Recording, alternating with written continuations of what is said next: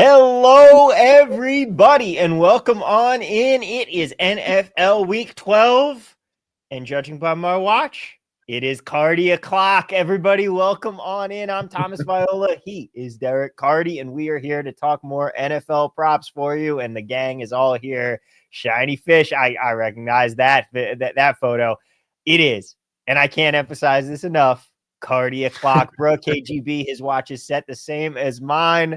I mean, I think that we're going to, Derek, you're going to have to get this trademarked, I think. I think that this ends with. It kind of needs to be. Yeah.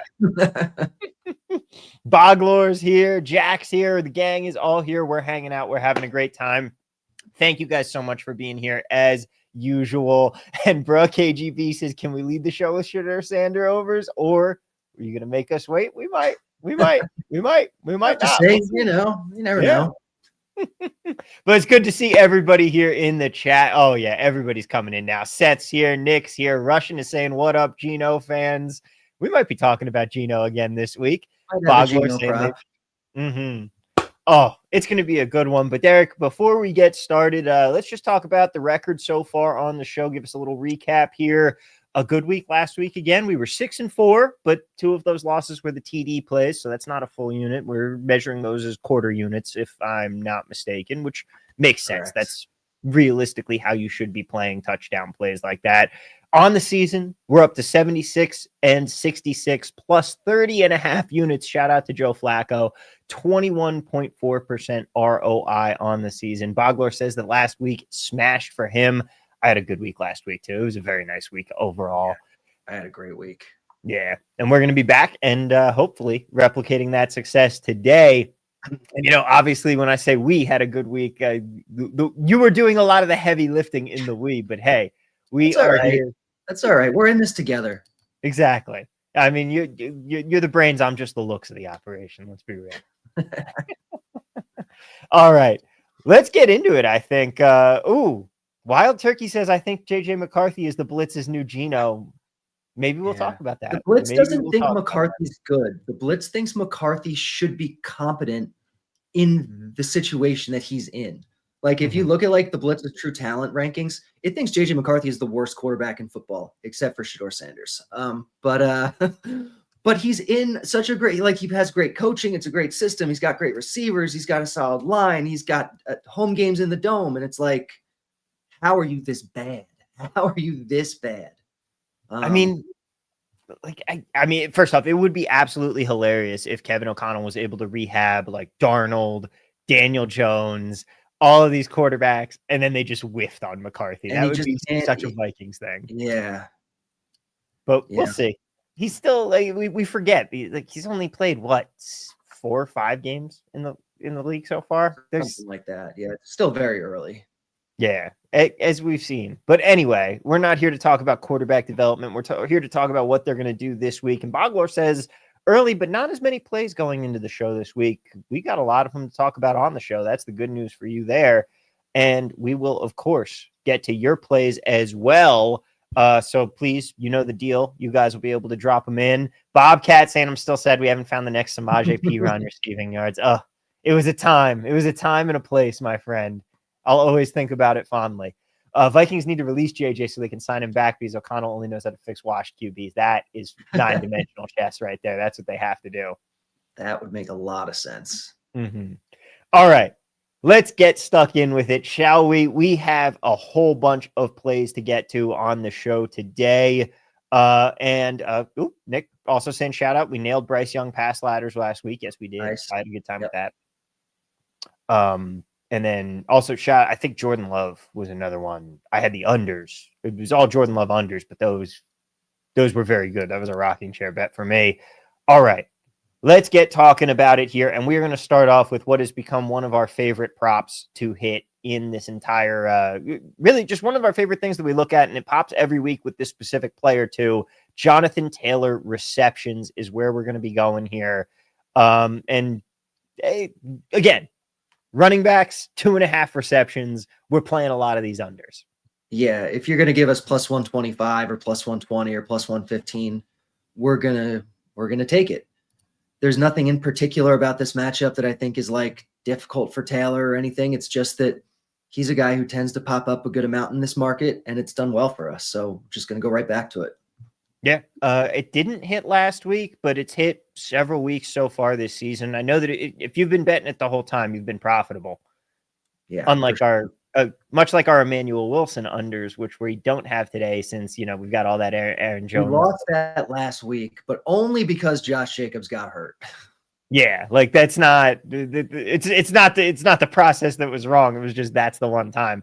But we had been banking those pretty consistently so far this season. Yeah. So, like we said, we're looking at Jonathan Taylor. We're looking at under 2.5 receptions. Plus 125 is our best odds at MGM right now. And we really got to hope that they're going to keep this one on the ground, or at least not pass the ball to him, which I think is pretty reasonable. This should be a very interesting game with Kansas City here. Yeah, I definitely agree. I think, especially with how many options they have now, with Alec Pierce coming along and with Warren breaking out, and like it's just they have a lot of guys to throw to. Mm-hmm.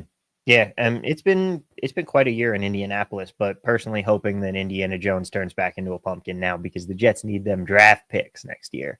All right, next up, we're going to be going a little bit of a. We can't really call it it's a step ladder play. We got two rungs on the step ladder. Yeah, it's a little bit of a ladder play. It's mostly to do with alts, but we're looking at Darnell Washington overs here. So if you have Fanatics or Bet Rivers or Novig, you can get it here at the 2.5. Otherwise, you have to look at alts at the other books. And they're all going to be around, I think, these 140, 150, 160 numbers. So we're going to take the Washington over 2.5, and then we're also going to take him over 3.5, which is, again, another alt.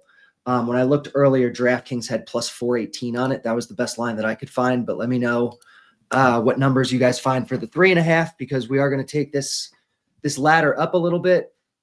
Pittsburgh tight end props have been like one of my favorites this year, because there's like a real concrete angle to it that just doesn't get baked into the markets. Like some weeks we're taking Pat Freiermuth over, some weeks we're taking his under, some weeks we're doing the same with Washington. And the way it really works is that they play Washington when they're facing 4-3 defenses and when they're playing man coverage defenses.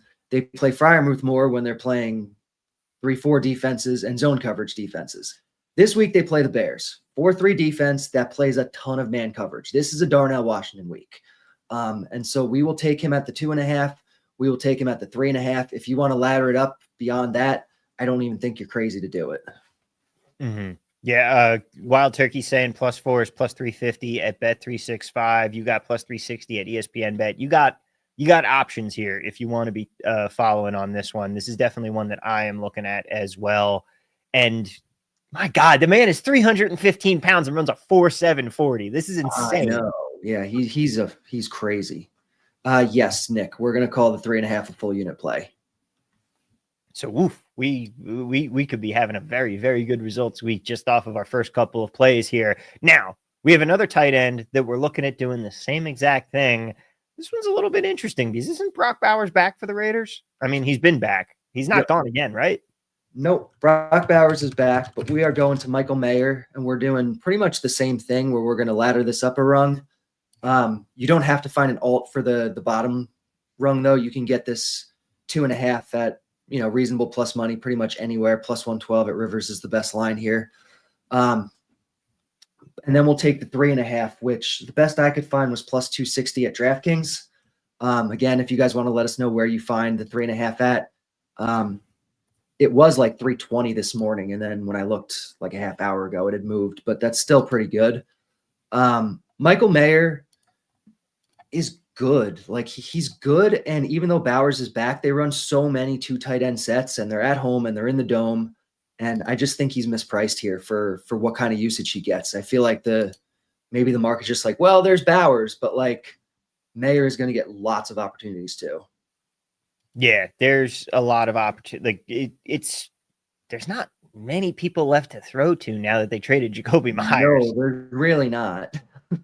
And we know that this team looks to keep Geno's deep passes to a minimum at this point.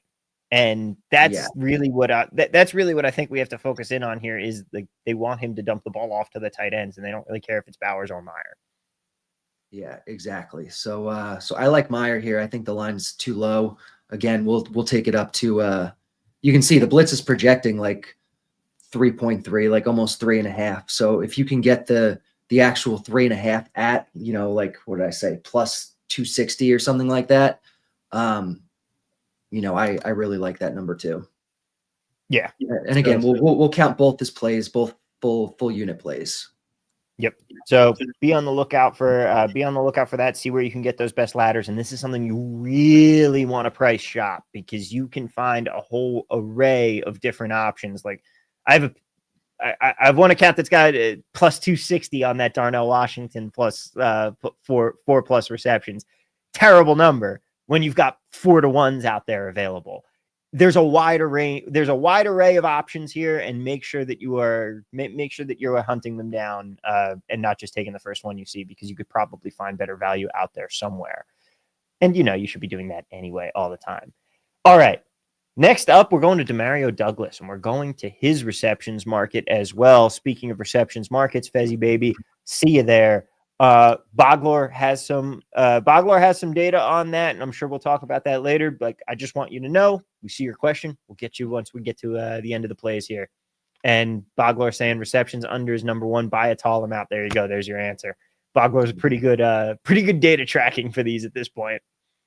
Yeah, I like receptions unders. If you can't tell, this week we did more overs just because of the way it worked out, but reception unders I really like. Mm-hmm. And we're looking at another one here. Demario Douglas under 1.5 receptions plus 136 at DraftKings is our best line. The Blitz is projecting right about 1.5, so kind of a coin flip play that we're getting at 136 or similar number. This is a crowded Patriots wide receiver room right now. And especially if Joe Burrow doesn't come back this week, they're like full touchdown favorites. Hopefully they won't have to throw as much. But Kayshon Boutte is coming back this week. Obviously they have Diggs. They have Mac Hollins, who they like. And the rookie Kyle Williams has started to pick up a lot more work the last game or two. Douglas has really kind of he's been getting some targets, but he's been running the fewest routes of any of them. And with Boutte back now, I'm kind of hoping that we see a pretty limited amount of Douglas here. Mm-hmm. And man, it is really rough as a Jets fan to watch the Bills window seemingly closing and a new Patriots window just immediately opening up. It's never going to happen. All right. That's Demario Douglas. Let's go to Jahmyr Gibbs next. I personally stayed off of both of these. I get the argument. Like Douglas, I should be betting Douglas, and I probably will. I'm just so scared of Jahmyr Gibbs at this point, man. It's not like the Saquon unders I've been betting every week, and I've been very comfortable with that. I know I'm on that, but Gibbs has been scary. That being said, David Montgomery is supposed to get a little more work. They've been talking about that hashtag coach speak index, so we'll see. That's kind of what we're looking at here. Jahmyr Gibbs under 80.5. Wow, this wasn't even there before. Under 80.5. Yeah. Okay. So if you have MGM, then that's great. I was comfortable taking it at the 74 or the 73. So the 80.5 is great. 75, 74, any of these are good. Like you said, there's been some coach speak about getting David Montgomery more carries. Dan Campbell tends to be very straightforward and honest about that type of stuff. This is also a game where they'll probably be playing from ahead by a good amount. Do they really need to risk Jahmyr Gibbs in garbage time? Even if it's not Montgomery, I mean, it could be one of their backup Sailors or Reynolds or Vaki or whoever, picking up some garbage time. Gibbs is so good that he could just break a long one and then he gets here because he's Gibbs and he does that. But, you can see the Blitz here's projecting about 10 yards, or in the case of this 80.5, 15 yards under the line. So, I'll take it. He's a star player. You have to pay a tax for those kind of guys generally. And when there's a reason to think that the under is an especially good play like it is here, the unders on stars are definitely going to be where the value is. So under on Gibbs here. Yeah, it's one of those plays where you're going to be sitting there white knuckling it the entire time, but hey, when it cashes, and you get to feel really, really smart about yourself for taking it under on a guy like that. Yeah, absolutely. It's not going to be a fun one to watch at all. Yeah. But it'll be a fun one to win if it happens. Absolutely. All right, next up, we got T-Law here. This is one that I took earlier in the week. I like this one a lot. You're looking at Trevor Lawrence's completions market here. Yes, I am. So Trevor Lawrence completions, we're looking at the over here. Over 19.5 minus 105 is our best line, but you can see literally every single line on the board is a 5-star play. They're all great. The Blitz is projecting close to 23 for Lawrence, and the line is 19.5 everywhere at reasonable odds. Lawrence is going into a dome in Arizona. This game projects to be one of the faster-paced games of the week. Should hopefully be getting Brian Thomas Jr. back, is developing good rapport with Jacoby Myers now that he's been on the team for a couple weeks. Might be getting Bretton Strange back. Especially if he gets those two guys back, it's going to be really nice. Even if he doesn't, though, I still think the spot is good enough and the game environment's good enough where he can get there. Yeah, it's one where we're expecting a lot of passing. By the way, shout out to that Jacoby Brissett that sailed over last weekend. Did he get? I think he got there in the first half. That one was not even a sweat at all. He legitimately did, and then proceeded to break the record for most completions in a game. Wish we had laddered that one for sure. I know, right? Yeah, Bogler saying he doubled up the line and then some. He did. His line was at like 21.5. He finished with maybe 22.5. He finished with 47. That's just absurd. I didn't realize he finished that high. That's insane. Yeah, he set the record, and they lost by like 20 points. Just absolutely absurd stuff going on in the league right now. It would be fun if you got if when that happened, you did get double your bet if they double the line. That would be pretty cool. Yeah. All right. Next up, we're going to another one that I have taken, and this is interesting with the following play. I'll tease that. Shedeur Sanders over 15.5 completions, guys. That's right. We're going to those crappy quarterback markets. Under or over 15.5 completions plus 108 on the exchanges is their best line right now, but you can take it anywhere. You can see the Blitz is projecting over 20 completions for him. This is just like a classic Blitz play where it's a really bad quarterback and no one wants to bet his over. And so the books set the lines too low and we wind up getting value on it. We've hit over the last couple of years so many of these bad quarterback overs, Easton Stick and Tim Boyle, and I don't even know who else. There's been a lot of them. Sanders, people, if you listen to what people say, might be really kind of pushing the envelope for what a bad quarterback really is, but he is going into a dome, which is going to help. And 15.5 is not a high bar to clear, like at all. So I'm doing it. It's ugly. It's gross, but I love it. I thought the same thing. I looked at it and immediately was like, yep, that's a play we're going to be talking about on the show for sure. But it's, you could spot these when the line is just so absurdly low. Most of the time you have to bet these and hope that you're going to get slightly below average quarterback play. It didn't work out for us when I bet just it. What was that? I was going to say this one opened on Tuesday, and I think it opened at 16.5 at most books. And I was like, oh, yeah, this looks good. And then I saw it drop the last couple of days and keep dropping. I'm like, all right, how low are we going to get this? Yep. Yeah, it kept dropping. I don't know if I got 16.5 or 15.5. I got to go back and double check. I mean, I got burned last week when I said Justin Fields 125 passing yards. He can't possibly go below that. And he was like, watch me. But yeah, I took that one too. That didn't work out. But if these won every single time, we wouldn't be here doing this show right now. We'd be on a boat in the Caymans, right? And they wouldn't keep being set at 15.5 if they hit it every time. But they hit enough where they're profitable.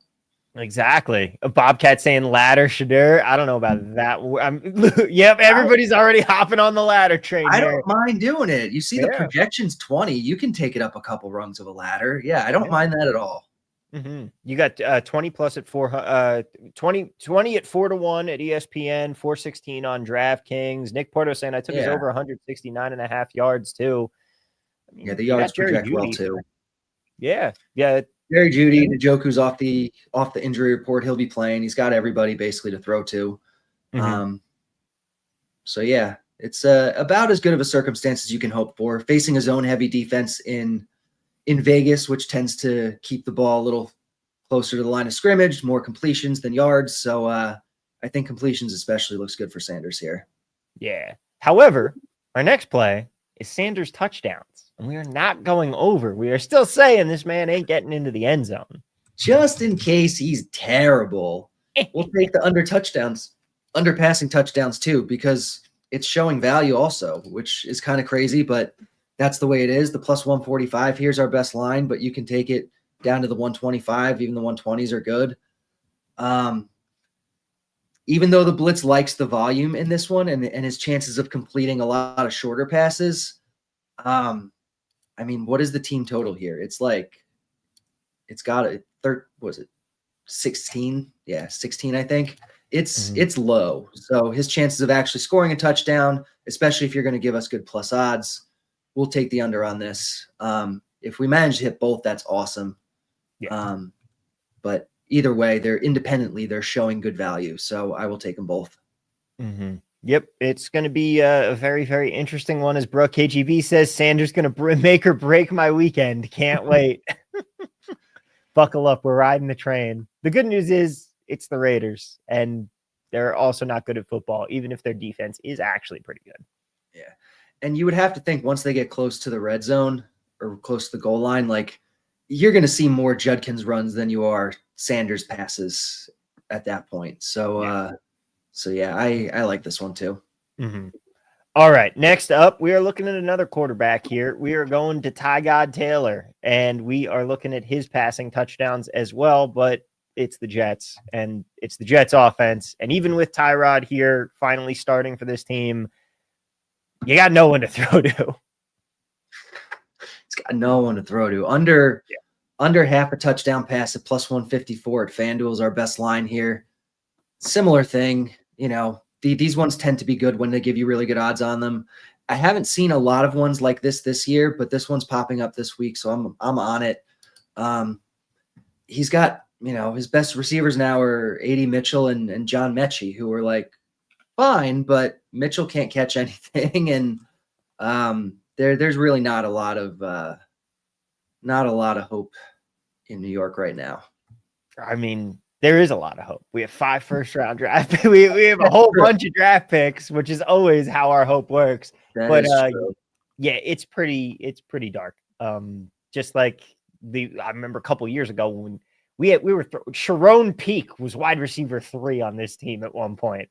Those Josh McCown years were rough. I forgot about him. You're right. Yeah, that was a time. That might have been our Tim Boyle year. Oh man, I don't think that was even Tim Boyle. I think Tim Boyle was later. I think that was like Josh McCown. I think it was right after the Fitzmagic season. Right. Gotcha. There's been a lot of dark times over the last 15 years. I was talking with my friend group from college. We all still talk. It's been almost 10 years since we graduated. And I was like, yeah, I have, in the entire time I've known all of you, I have not seen a Jets playoff game. It is absurd. Shaquille O'Neal, what up? What up? And Wild Turkey's got a question for later about some defensive stuff. We'll talk about that. Bogler saying, yeah, we've had some elite quarterback play for the Jets. Elite quarterback, elite wide receiver. It's been fantastic all over the board. An embarrassment of riches. All right. Next up. It's the moment everyone's been waiting for. This is what you've been waiting for, people. Geno Smith interceptions. I can't quit it. I just can't. Not if you're going to give me plus 150, plus 153. Like, I just can't.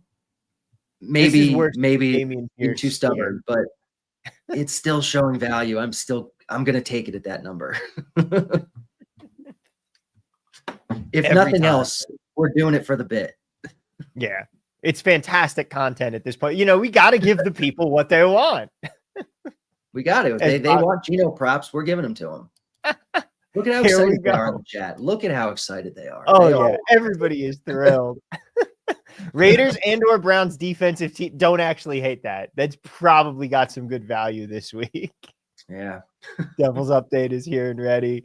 How do we need an intervention banner for Derek and the Blitz to stop Geno? You're probably right.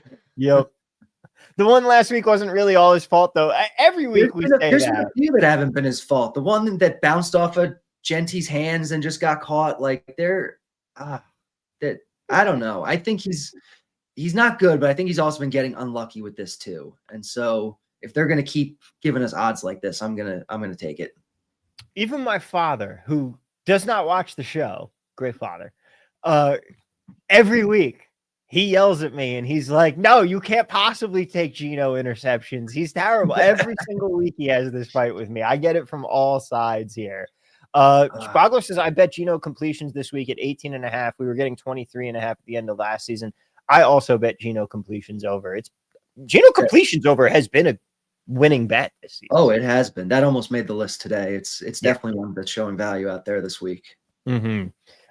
Wild Turkey says when he gets benched in the first, it'll pay off nicely. Listen, that is one route to winning this. He probably has to throw an interception to get benched, but you never know. Because if he's taking care of the football, I don't think they're going to say, okay, we need to go to Kenny Pickett unless they're really struggling. That being said, the Raiders last week made the Cowboys defense look good. And that is an alarm bell that should be going off in every coach in Las Vegas's head, because that means you have some serious problems if you're making that defense look good. Yeah. Like that's benching without an interception territory coming up here. And Garrett says, worry about him being benched. Well, that's why we cashed the interception prop if he thankfully doesn't. But also, we need to go to Kenny Pickett, said a soon-to-be-fired coach. That's a very good point. I don't know. I mean, the Raiders aren't going to be one and done with Pete Carroll. They first off don't have the money to pay a third head coaching salary, which they would be doing, given the fact that they're still paying off Antonio Pierce and they signed Pete Carroll. Are they still paying Gruden? Huh? Are they still paying Gruden? I think they probably are. And they don't have that kind of capital to be throwing around. They're going to stick with Carroll, and we'll just have to see. I don't know how much of this is his fault, how much of this is Geno regressing, and how much is on what sides of things, and if the game has passed him by. But you're going to be seeing Pete Carroll, and definitely next year at least. Yeah, I would think so. Mm-hmm. Chip Kelly, the highest paid offensive coordinator. Yeah, Wild Turkey says Brady might get back on the field. Shaq says cover any Breece Hall receiving. We can talk about that in a bit. But first, let's talk about another one. We're going to Tyler Shug. Show. Still should be called Show. If you're going to be a quarterback in the league, it's not. Yeah. Tyler Shuck under half an interception plus 108. Not nearly Geno odds, but you can see the projection is really good here. So we will take that. This should be a pretty run heavy New Orleans offense. Yep. All right. Don't need to spend too much time on the interceptions because there's not a lot to talk about. We say it all the time. It's kind of just like it's the math plays. Mm-hmm. Now, for the other play that everyone's been waiting for. Here we go. It's happening again, baby. We can't not keep doing it. Like we just can't. If you're going to give me 30-1 on Joe Flacco touchdown, I'm going to keep taking it. And I'm going to, even if he doesn't get another one the whole year, I'm going to be profitable on it. And I'm okay with that. I've come to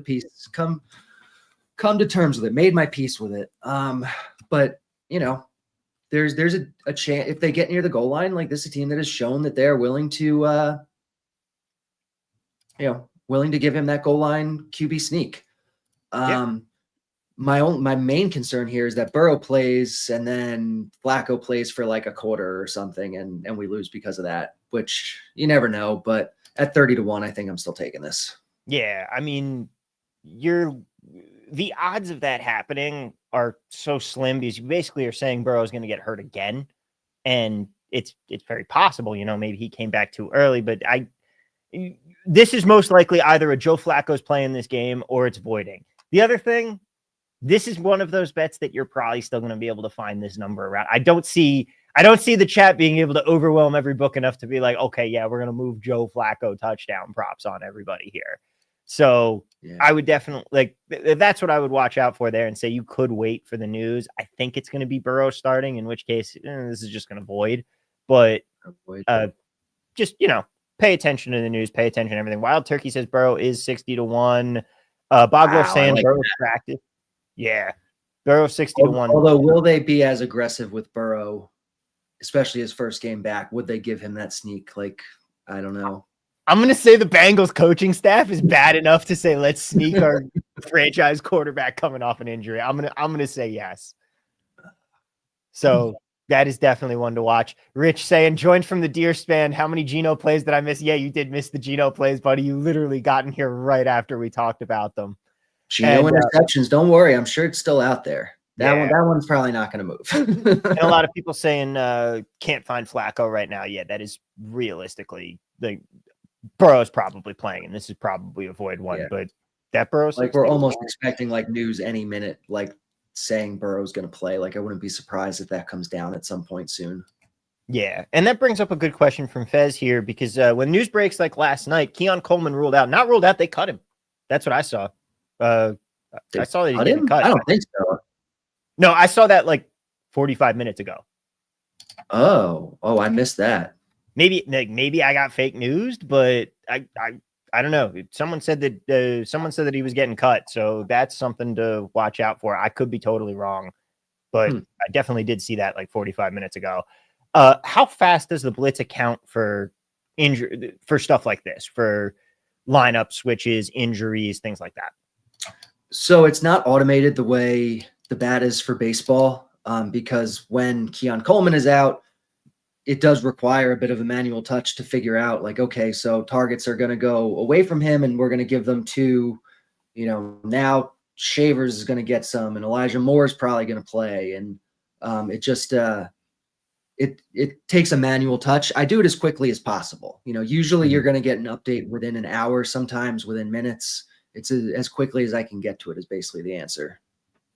Yeah.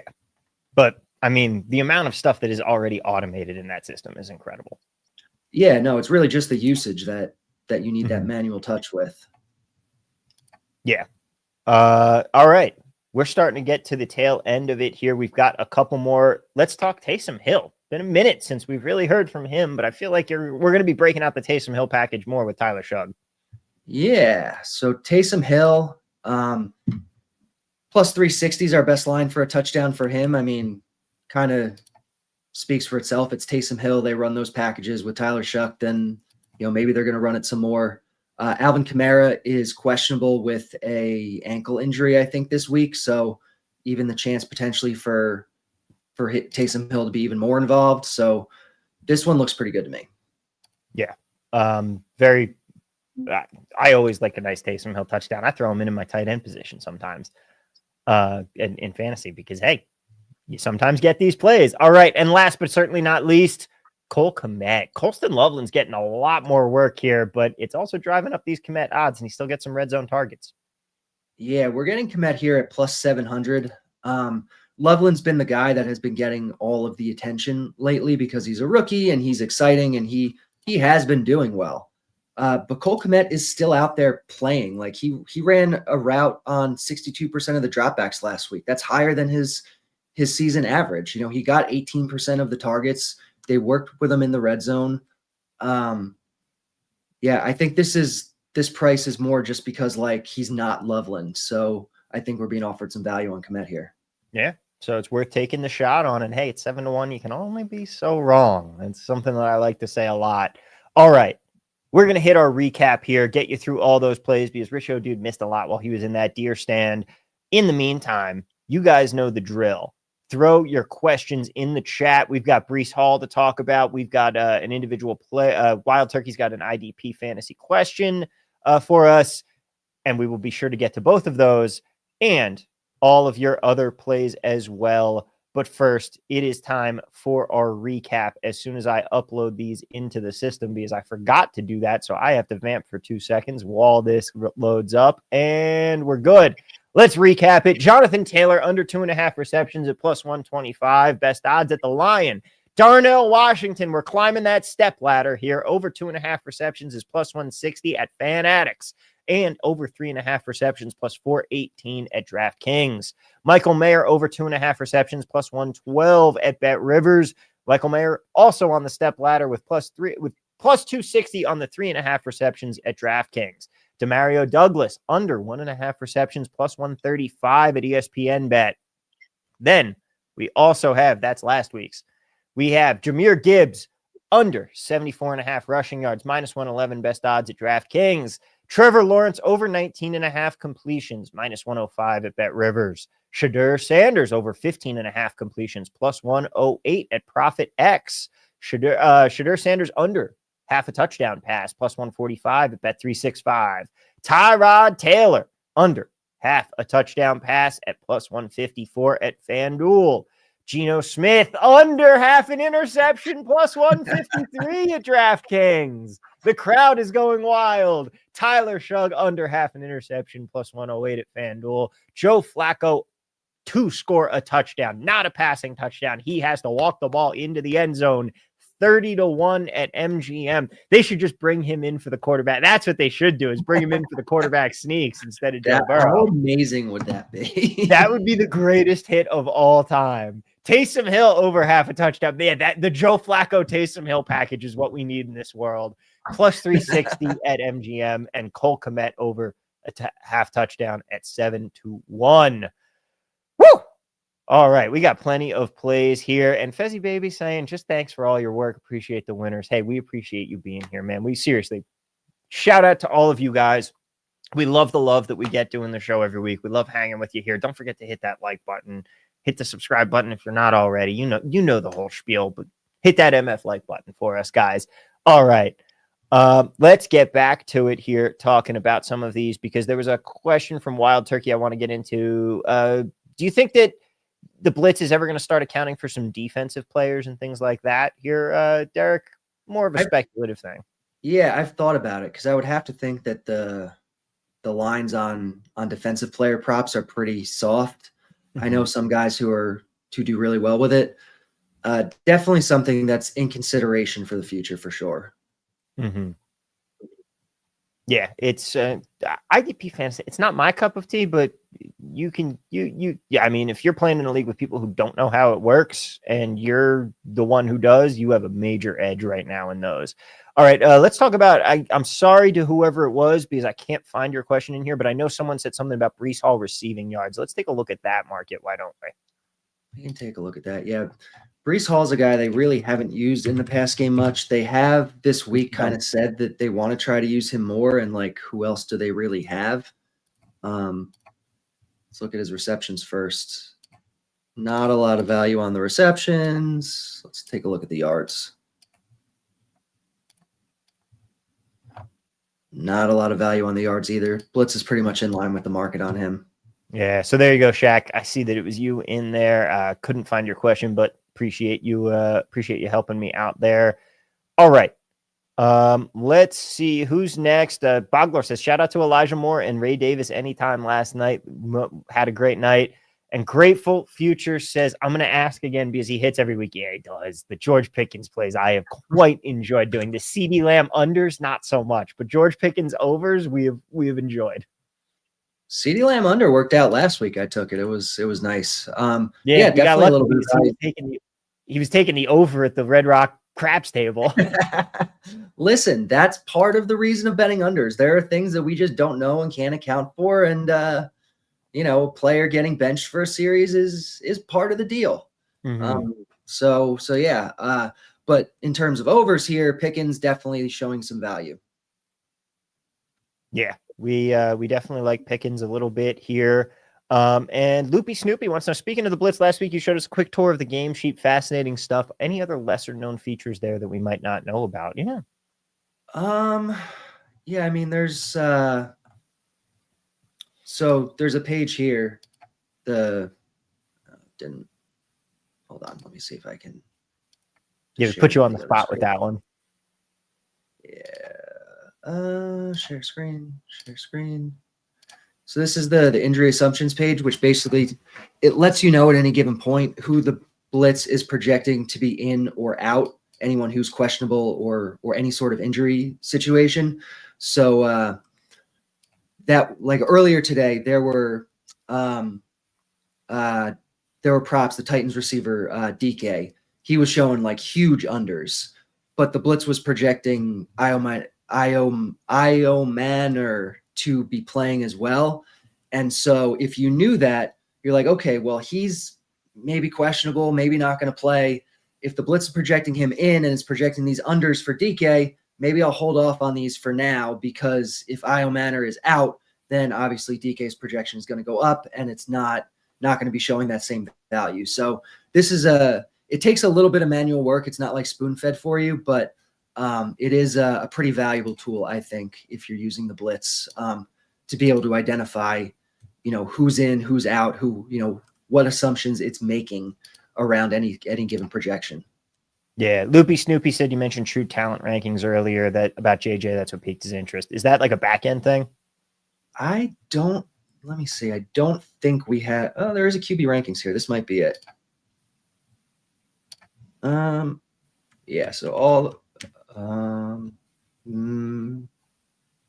Maybe this is not it. I'd have to look. No, this might be it. No, I don't know. This might be it. I'll have to take a look at where this data is coming from. Mm-hmm. And then real quick, Alex wants to know, how did you get to that injury page again?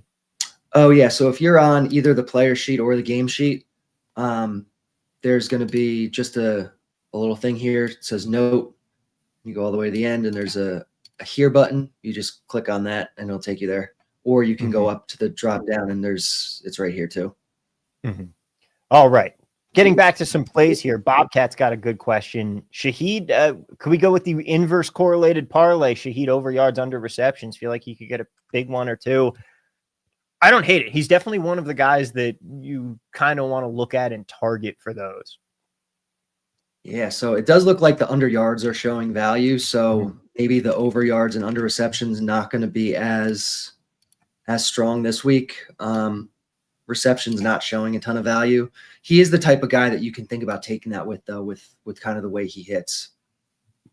Yeah, like, you're looking for player profiles on those guys. It's the burner deep threats or the guys that, like Christian Watson, that we've hit a couple times, and even Jahmyr Chase, but that's kind of a different calculus because you're looking at, well, he's projected for his line is so high for receptions that it makes sense because he could realistically hit a 6 reception, 90 yards stat line and go over yardage while under reception. So not quite the best example, but the guys that have like a high A dot,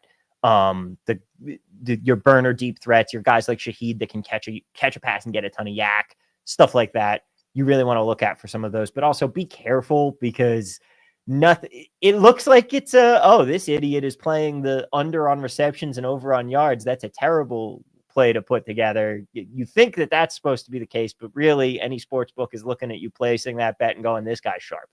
Like squares aren't taking the under over inverse correlated parlay here. So just be mindful of what you're doing and where you're doing it. Russian wants to know, with Kirk under center and Drake London out, any value on Darnell Mooney overs? Are we not interested in Kyle Pitts? Are we not believing this is finally the game?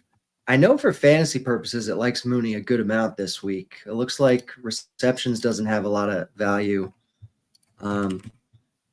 Yards, depending where you can get it, it looks like there might be some value. Like this Profit X line at plus money looks pretty good. So it depends. The coaching staff has been talking for the last couple of weeks about how good Mooney looks in practice, how they're expecting him to start getting a bunch of targets one of these games, how he's going to have this breakout.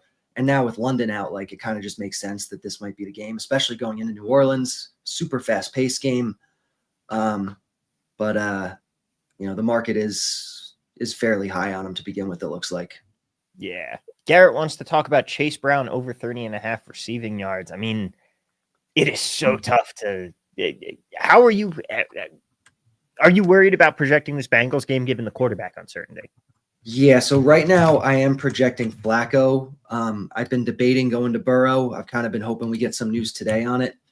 Definitely a little bit of value on Chase Brown, and that's with Flacco. So if you wanted to take it, there's going to be some built-in upside here because if it is Burrow, obviously he gets a better quarterback. They'll be more pass heavy.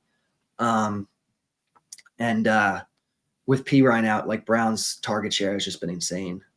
Yeah. It's one of those rare times that we're actually looking at running back overs in the reception markets. Bro KGB says kind of stinky, but hey, those are the pets we love. I mean, have you seen the Geno props? Hurts over passing yards, seeing some 202s to 205s. It's a good spot for him. I wouldn't be surprised if the Blitz likes him this week. Yeah. Going into Dallas, into that dome. Oh yeah, there's value here. Yep. Blitz is projecting 237, so you can definitely get value on the low 200s numbers. Yeah, just have fun betting Hurts overs. But I mean, you're playing Dallas. You're probably passing. and you're probably passing a lot, and you're probably succeeding with those passes. It makes a ton of sense. Yep, that is the thought process. Yeah. Bogler giving some great shout outs, great tips in the chat. A lot of play some receptions unders. Those are a cool one. Fezzi says would be cool to see you guys build a plus EV SGP for on a show sometime. I like that build one idea. right now. Yeah, let's Michael do Mayer it. Michael Mayer over 3.5 receptions. Geno no interception. Have fun, buddy. No, that would be fun. Maybe one week we can think about doing that. But yeah, because there are weeks where we're giving out multiple plays from the same game. And that's really, I mean, there is more to consider when it's same game parlays, just the way game script will go and correlation and whatnot. But at the end of the day, parlays just come down to find plus EV bets and put them together. Yeah, I mean that's most of what I'm doing when I'm parlaying stuff together. That and my weekly lottery ticket touchdown in every game parlay that will never hit, but if it does, I'm a millionaire, so that'd be fun.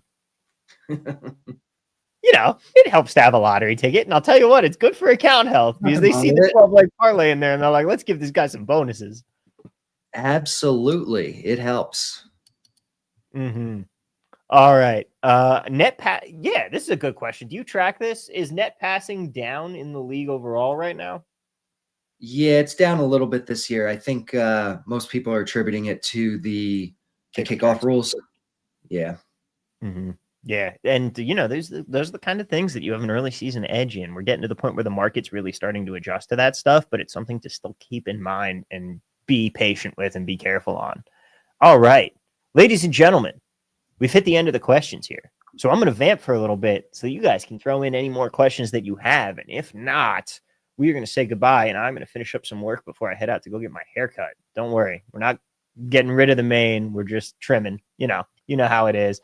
Holt wants to know, Lamar over 5.5 rushing attempts at FanDuel seems like a trap, but it shows value. Thoughts? It's not that there are trap lines. Lamar has not been running nearly as much as people think he has been, though. Yeah, he hasn't been. Some value here from the blitz, not enough where I'd be looking to take it. 2 or 3 stars is still kind of just So yeah, I'd probably be out on this one. Yeah. Bogler says he held his nose and bet the Lamar line, but only for a small price. It is one of those things where you look at it and you're like, ooh, Lamar to only rush 5.5 times? That seems like a great bet, but he doesn't really take off that much. Which again, no. And against the Jets, like how many times is he really going to drop back to pass and scramble? Yeah. He maybe will have some kneel down equity here if it doesn't go to the backup because they're up by so much. These are possibilities. That being said, I mean, yeah, this game's going to be pretty rough. I'm not necessarily going to be fully tuned in on this one. I'm not going to lie. It's going to be a rough watch this week. Given that there's a difference between EV and overall likelihood of the bet, is there a way to estimate the latter with your system? I mean, the odds. So, really. Yeah. So I think he's asking if like there's a way to see the projections implied chance of the bet or the projected chance of the bet winning according to the blitz. And that's just not displayed publicly. We do have it. It goes into the expected value calculation. So you look at the projection, you figure out, okay, it's expected to win this amount of time. This is the implied chance compared to the line. This is the expected value. And that's how those expected value numbers come out. We really haven't put out like the super granular data, like the win percentage or the exact expected value or anything like that, mostly because the guys at EV Analytics, and I tend to agree, worry just if we put out the granular data like that, we're already moving markets, but they will move so much faster. And it's just going to sap value for so many customers that we try to find like the right balance between what we show. So that hasn't made the cut to this point. Yeah. And, those are also the things that you kind of want to keep in mind when you're looking at stuff is like, hey, it is moving markets and we're trying to be careful with that because we want to have value there for people. All right. Brooke KGB asked Jerry Jeudy over 3.5 receptions. Seems like the Blitz likes it. Yes, the Blitz does like this. I know that for a fact. pair it with Shador overs, and Yeah. you have yourself a same game parlay right there. Mm-hmm. I typed Shador and not Judy. Yeah, it's showing value, as you would probably expect with how much it likes Sanders. So yeah, Judy definitely has value here too. Yeah, Blitz game sheet loves Jets 9-1. I mean, theoretically, I make this logic all the time when I'm betting MLS. Check out the Double Chance podcast if you want MLS plays, although no episode this week. Anyway, my logic in MLS is every so often you'll get like a 5-1, 6-1, 7-1 underdog. And this is a professional sports league. No team should be that highly favored in a league where anything can happen. You have a certain level of parity.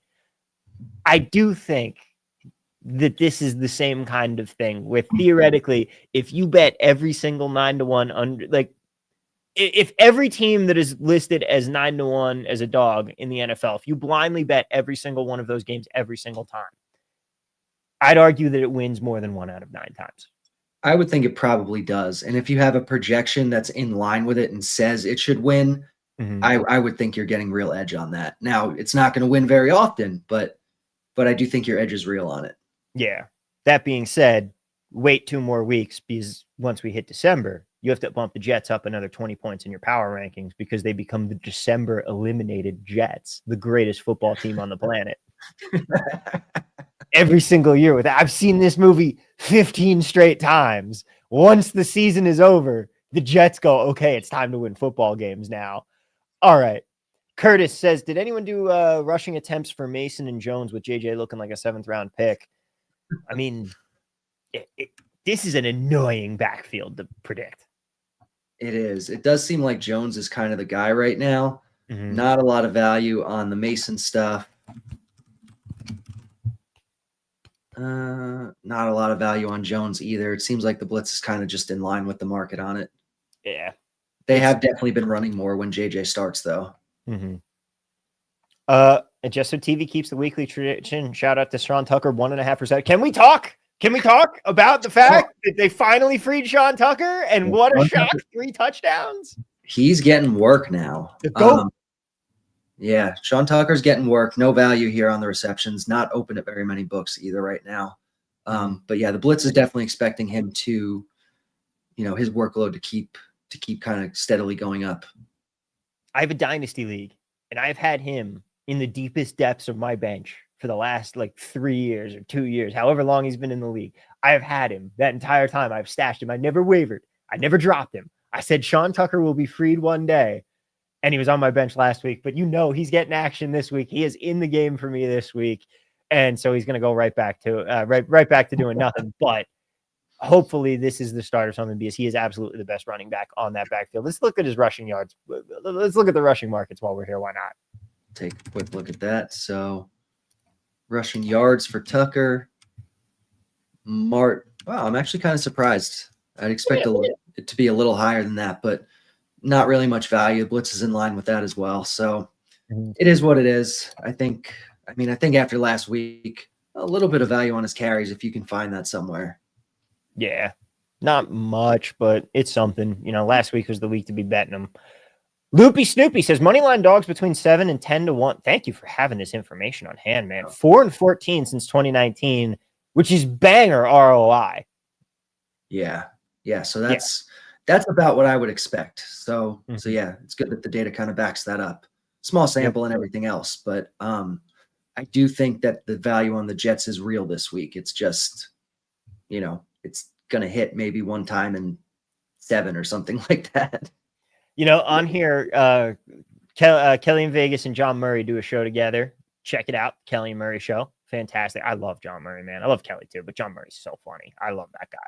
And he says every week, he's like, every week, what does the book need? It needs the Browns and it needs the Jets.